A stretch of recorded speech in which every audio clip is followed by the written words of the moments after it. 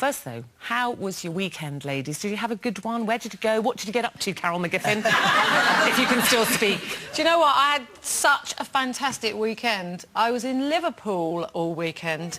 And we've got some Liverpudlians here today. I mean, I just love that city. I've never really spent any time there, but... Do you know what? There's so many great bars and so much to do. And it's just great. I just loved it. But the reason... You can actually remember parts of Liverpool, can you? I can remember all of it, actually. Marvellous. I did very well, yeah. I was staying up quite late for me. And the reason I went up there was because David Guest invited us up, right? And on Saturday night we had dinner with David. Does he live in Liverpool? No. I think he's been made an honorary Scouser or something. Well, that's what he tells you, but you never know what to believe. No, he's actually the fundraiser for a charity up there which is trying to raise money to restore the cathedral. So we had dinner on Saturday night with Percy Sledge and Frida Payne and David himself and loads of other lovely people. And last night there was a big dinner at the Adelphi Hotel for the charity and also for the Variety Club as well. And Dionne Warwick sang there. Wow. It was absolutely unbelievable. So it's like it's just a room, everyone's having dinner, and Dionne Warwick's up on the stage singing just for us. It was fantastic. Explained to Mark who she was, did you, and everything? No, listen, I'll tell you what, Mark is in a time warp when it comes to music. He loves all that stuff, although he does get a little bit confused because Percy Sledge was there, right? Percy Sledge's big... Wait a minute! Sorry. That's it. And Mark, that character from Coronation Street that was married to Phyllis Pierce. No, he's a big singer, this guy. And Mark leans over and he whispers, says, "Don't tell anybody this, but I thought that song was a Michael Bolton song." He did come out, didn't he? I said, all right, I won't tell anyone. Sorry, darling, I just told everybody on the telly. Sorry, but yeah, no, it was amazing. I had a wonderful time. Good. Well, you looked like you had a good time when you stumbled in this morning. There were a lot of people there last night, hello Liverpool, who thought I wasn't going to make it today. Seriously, they were like, "Oh, you're not going to make it in tomorrow, are you?" And I'm here. Yeah, they don't know you like we do, Carol. No, And it was exactly. Mothering Sunday, of course. Did you have a nice Mother's Day? I did actually. I think it was the nicest Mother's Day I've ever had. Ever. I'm both 10 now, and I think it's because I just love everything about our new life in the country. And I got up on Sunday morning, and Bo went, "Get back into bed." And I went, "Why do I have to get back in bed?" She said, "I've got to do breakfast in bed, haven't I? That's what you're supposed to do on Mother's Day." So I got back in bed, and she made me mushrooms on toast, which. I don't know why. I never have mushrooms on toast, but so I had my mushrooms on toast and then a nice bit of coffee and some orange juice, and then Paul had booked, well, for Bo, a 90-minute massage, which was amazing. I went to this organic farm where I live, and there's like a spa and everything there, and I had this Thai girl who rubbed my feet with cream, hot cream, and then put hot oil on them, and then wrapped each foot in a little hot blanket and lifted them up and popped them on something and just left me there like that. That sounds blissful. I had fairy cakes from my stepson, Cooper, and Oakley, who's only a little baby, so perhaps he put his finger in it a bit. No, it was lovely. And my big boys, my big sons, actually, I got cards, which was really nice. And my eldest son didn't come round yesterday because he's on the tour with me in Calendar Girls. So he said, "Do you mind if I don't come round?" I said, "No, have a day off."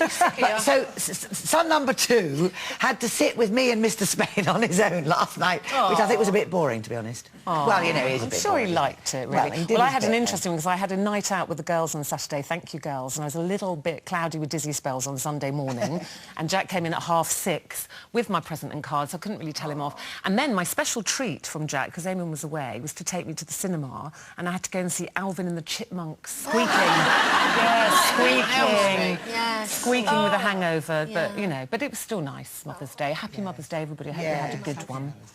Now, interesting, we're talking about selective hearing today. Does it really exist? According to scientists, the ability to filter out unwanted noise and conversation is in the brain, not in the ears. Now, the brain kind of zooms in on sound and acts like a radio by tuning into certain noises while it can ignore others. So, do you have selective hearing? Can you, tune people out if you don't want to hear them?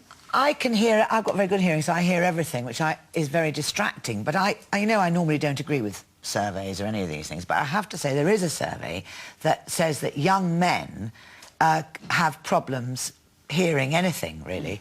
Well, they do, don't they? And I do know this from my sons, and actually I think some some young men become older men and can hear, and other older men very selectively hear what they want to hear, don't they? I mean, you can see it in their face when you go, could you go to the supermarket? And it goes all sort of like dead. and then you go, I'm going to tell you now the list. So, and he goes, yes, yes, yes. And then they go away and don't do any of it. No, do you know what? It's true. I mean, Mark's 28, and sometimes I have to say to him, are you listening to me? Just to make sure, right? Because you say something and you're right. You get this glazed look and I know he's not listening.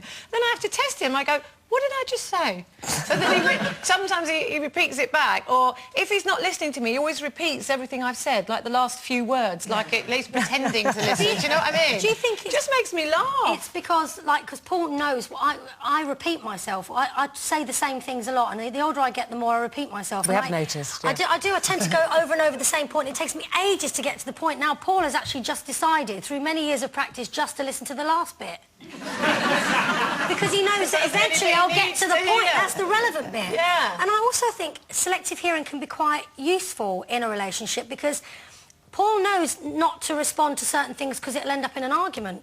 And I do too. So there are certain things he says that if I respond or join in... But it's useful as well. You see, I've got quite good selective hearing, which always amazes Eamon, that I could be at a party or at dinner or something, and he could be down the table, and I'm sitting talking to someone going, really, how long have you been an accountant? Oh, lovely, yeah. And Eamon, I know he's chatting someone up, and I can hear every word. And then it always... do that? Well, I have got really big ear. I've got the Langsford lugs, you see, so they're like radar. They're like... They zone in, and then we get in the car going home, and I go, oh, yes, well, getting very friendly with Miss Old Blondie, weren't you, across the table? He goes, how did you hear that? Oh, I wish I could do that. Yeah, I also do this annoying thing that I got from my nan, which is, I know she's heard me. She goes, eh? And you say it again, and she goes, eh? And you know she's heard it. And now I do exactly the same thing. I think it's like sort of buying yourself thinking time sometimes. Eh?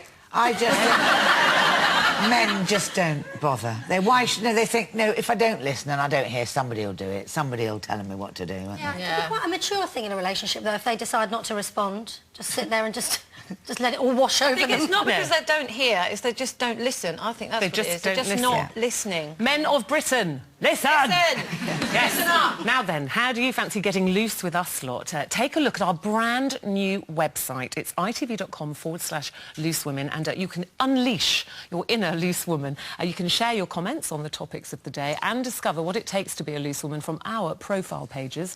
You'll never have to miss a moment of the show with our library of catch-up videos. There's also never seen before even, photos and exclusive behind-the-scenes footage just for you. So go on, log on. It really is the next best thing to sitting right here with us. That's our new website. Don't miss it.